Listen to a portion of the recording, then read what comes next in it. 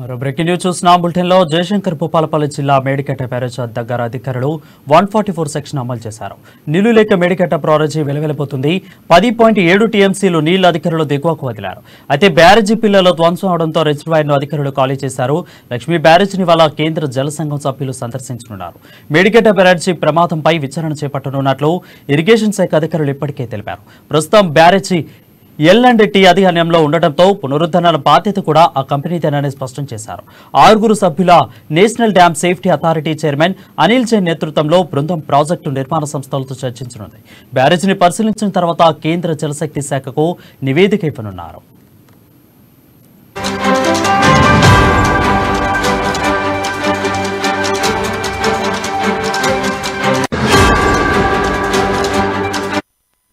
Breaking news చూస్తున్నాం. జయశంకర్ భూపాలపల్లి జిల్లా మేడికట్ట barrage దగ్గర 144 సెక్షన్ అధికారులు అమలు చేశారు. నీళ్లు లేక మేడికట్ట బ్యారేజీ వెలవెలపోతుంది.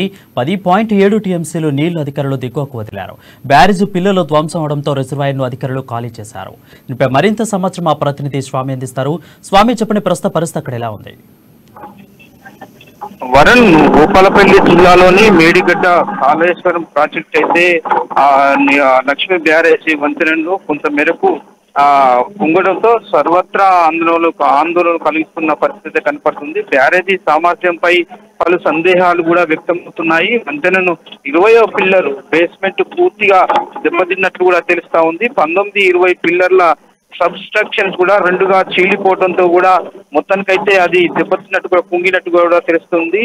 మొత్తానికైతే ఈఎన్సీ నల్ల వెంకటేశ్వర్లు, తిరుపతిరావు నిపుణులు అయితే వంతెన దెబ్బతిన్న ప్రాంతాన్ని కూడా పరిశీలిస్తున్న పరిస్థితి కనపడుతుంది. అనంతరం ఉన్నత అధికారులు మాత్రం ఇప్పటికే బ్యారేజ్ వద్ద చేరుకొని కూడా సమీక్ష చేపట్టారు. తక్షణమే చర్యలు అయితే తీసుకోవాల్సిన పరిస్థితి ఉంది. మొత్తానికైతే కేంద్ర జల శాఖ అధికారులు అయితే చాలా దీని పట్ల కూడా సీరియస్ గా ఉన్నట్టు కూడా తెలుస్తా ఉంది. ఇప్పుడు మొత్తానికైతే బ్యారేజీ ఎట్లయితే కట్టుబడి చేశారు అని చెప్పి కూడా సీరియస్ గా ఆలోచిస్తున్న పరిస్థితి కనపడుతూ ఉంది. మేడిగడ్డ లక్ష్మీ బ్యారేజీ పై రాకపోకలకు సాగించే వంతెన శనివారం రాత్రి కుంగడంతో కూడా యుద్ధ ప్రాతిపదికన జలాశయం మొత్తం అయితే ఇప్పటికే ఖాళీ చేశారు.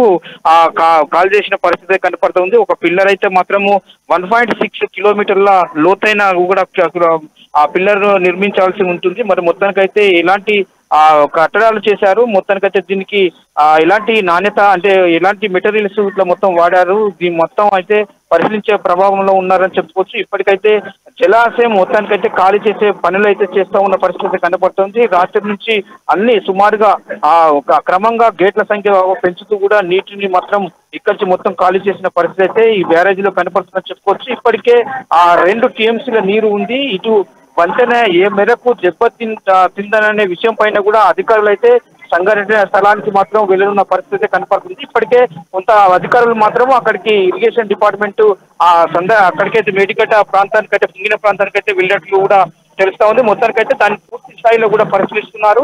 ఉన్నత అధికారులతో కూడా ఈ సమావేశమై కుంగడానికి కారణాలు ఏంటంటే కూడా పూర్తిగా సమీక్షించిన పరిస్థితి అయితే కనపడుతుందని చెప్పుకోవచ్చు. వరుణ్, మొత్తానికైతే బ్యారేజీ పరిసరాల్లో కూడా ఎవరికి అనుమతించట్లేదు, కానీ రాత్రి నుంచి క్రమంగా గేట్లు పెంచుతూ నీటిని మాత్రము పూర్తిగా ఖాళీ చేసిన పరిస్థితి కనపడుతుందని చెప్పుకోవచ్చు. ప్రస్తుతం ఆ బ్యారేజ్ లో కూడా 2 అంటే టీఎంసీ నీరు మాత్రమే ఉంది.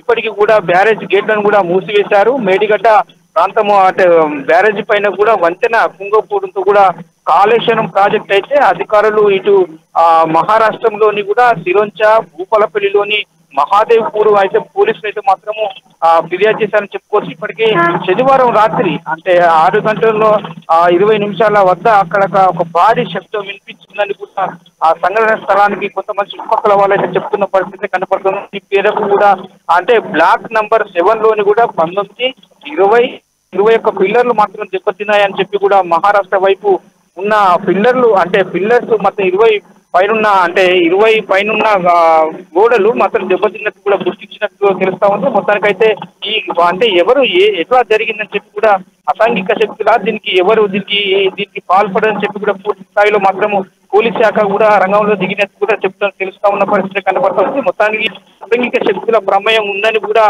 పలు అధికారులు అయితే పోలీస్ శాఖ నుంచి కూడా ఇంటెలిజెన్స్ వర్గాలు అయితే అనుమానిస్తున్నట్టు కూడా తెలుస్తా ఉంది.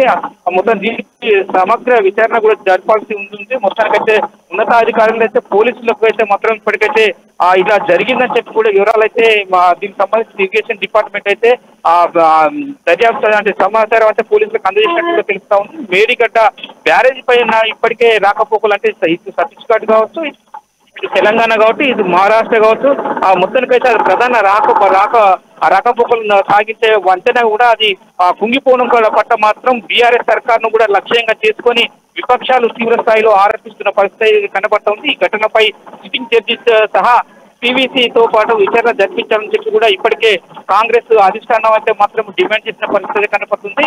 ముఖ్యమంత్రి వైఖరి వల్ల కూడా కాళేశ్వరం విఫల ప్రాజెక్టుగా మారిందన్న అప్పుడే బీజేపీ అయితే ఆరోపించింది. ఇప్పటికీ వరుసగా ప్రమాదాల పైన కూడా సమగ్ర విచారణ జరిపించాలని చెప్పి కూడా విపక్షాలు అయితే అంటే డిమాండ్ చేస్తున్న పరిస్థితి కనపడుతుంది. ఇప్పటికే ఈ మేడిగడ్డ బ్యారేజ్ ని కూడా పలు అంటే విమర్శలకు గురవుతున్న పరిస్థితి కనపడుతుంది. గొప్పలు చెప్పుకుంటున్న తెలంగాణ రాష్ట్ర ప్రభుత్వం ఇప్పటికీ ప్రతిష్టాత్మకంగా కాళేశ్వరం ప్రాజెక్టు నిర్మాణం చేపడుతున్నామని చెప్తున్న పరిస్థితి కనపడుతుంది. వరుసగా మాత్రము కాళేశ్వరం ప్రాజెక్టు మేడిగడ్డ పైన కూడా పలు సంఘటనలు జరుగుతున్నాయని చెప్పుకోవచ్చు. అంటే ఇది కాంట్రాక్టర్ లోపమా, నాణ్యత లోపమా అని కూడా మొత్తానికైతే థియేటర్లను చేయవలసిన పరిస్థితి కనపడుతుంది. వరుణ్ రైట్ సోమ్య, అంటే నిన్న కాంగ్రెస్ నేత శ్రీధర్ బాబు వెళ్ళి దాన్ని సందర్శించారు.